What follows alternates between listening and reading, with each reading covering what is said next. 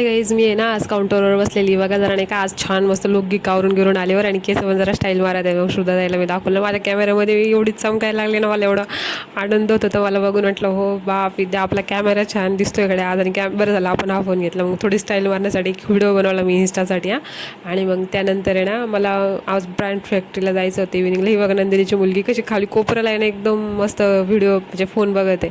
म्हणजे आम्ही लहान होतो ना तेव्हा आम्हाला ते एवढं कळत पण नव्हता फोन काय आहे. पण आजकालचे मुलं खूपच टॅलेंटेड आहे बघा. मुलगी लगेच स्क्रोल पण करते. मग त्यानंतर मी टायपिंग क्लासला आले. आज टायपिंग क्लासला कोणीच नव्हतं, मी एकटीच लवकर आले होते आणि माझी ती मैत्रीण आली होती.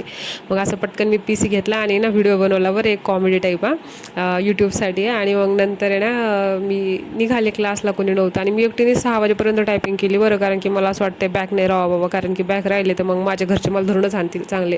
म्हणजे किती मग नंतर आम्हाला ब्रँड फॅक्टरीला जायचं तर मी सगळा पसारा काढला आमचा. एवढा वर्षाचे कपडे गिपडे शोधू शोधू बेजार झालो बरं आम्ही. माझा राज तर तयारच होता माझ्यासोबत यायला आणि माझा भाऊ पण आला. आम्ही नाही का एवढं जणांनी एवढं सामान घेऊन निघालं बरं, थैल्याने हे. आणि मी एवढी मोठी थैली घेतली होती ना, माझ्या पाठीला होती ना, मला असं त्रास होत होता. म्हटलं बाप ते घेऊन तर चालली म्हटलं एवढं सामान जुनं पुराणे सगळे कपडे. पण घेतात की नाही काय माहीत म्हटलं तिथे गेल्यावर. म्हणजे असं थोडंसं आमच्या मनात नाही हे चालू होतं की हो नाही हो नाही. आणि त्याला तेवढं सामान होतं ना की असं वाटत होतं मी पडते काय मागं. मी त्याच्यासाठी ना राजला आम्हाला गच्च धरलं होतं. मग त्यानंतर आम्ही एवढा पसारा घेऊन निघालं बरं. राज तर असा लाजत होता. मम्मी मी नाही जात. मी म्हटलं चल बाबा काही हो, भेटो ना भेटो आपल्याला त्या बदल्यात कपडे पण जाऊ आपण टाकून येऊ. मग नंतर खाली गेलो बरं आम्ही आणि तिथं ते म्हटलं की वरती एकदा जाऊन विचारा. मग राजला मी म्हटलं माझा व्हिडिओ काढ राज. तर मग त्याने व्हिडिओ काढला बरं एकदम छान असा माझा. आणि मी एकदम छान असं स्टाईल मारत होते थोडीशी म्हणजे. आणि मग त्यानंतर त्या भैयांना म्हटले, मी ते भैया म्हटले की नाही एवढाच तिथे तुम्हाला कुपन लय मोठे, तुम्हाला 30-35 हजाराची शॉपिंग करावं लागेल. मी म्हटलं बाबा आमचे फुकट कपडे घे पण आम्हाला घेऊन टाक एवढे कपडे, मला कंटाळा आला एवढं वर्ष घरी ठेवायचा.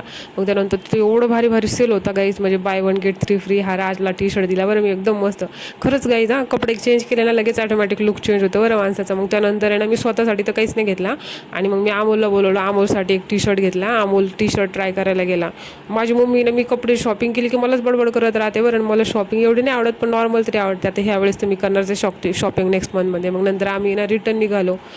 समजा घेतल्यानंतर शॉपिंग जास्त ते केली नाही आम्ही, फक्त आता नेक्स्ट टाईम आहे ना एकदम प्रॉपर करू. कारण की तिथलचे कपडे मला एवढे आवडले, त्यांनी ब्रँडेड पण आहेत आणि कपडेच नाही एकदम क्वालिटी पण छान आहे. मग घरी आलो, माझ्या मामाच्या मुलीला ना एक प्रिंटआउट काढायचं होतं. तिने एवढा कुटाणा केला, तिकडचं PC इकडे आणला, बोर्ड शोधून आणला आम्ही. मग पप्पाने आईस्क्रीम मागवली होती, आम्ही आईस्क्रीम खाल्ली. आईस्क्रीम खाल्ल्यानंतर पप्पाचे लेक्चर खाल्ले गुपचूप आम्ही, कारण की आम्हाला 10:30 वाजले होते तिथे. मग पप्पाच्या इथं पप्पा बडबड करते, तुला कळत नाही का लवकर घरी जायला, काही नाही असं तसं असं. मग म्हटलं जाऊ दे, इरिटेट झालो शेवटी आम्ही. ती प्रिंट काय निघली नाही, इरिटेट झालो. आईस्क्रीम खाल्ली आणि ना विचार केला आता पप्पाचं डोकं लावण्याशिवाय गुपचूप घरी झाला आणि घरी निघून गेलो. तर गाईज आपला व्हिडिओ आवडला असेल लाईक करा, सबस्क्राईब करा.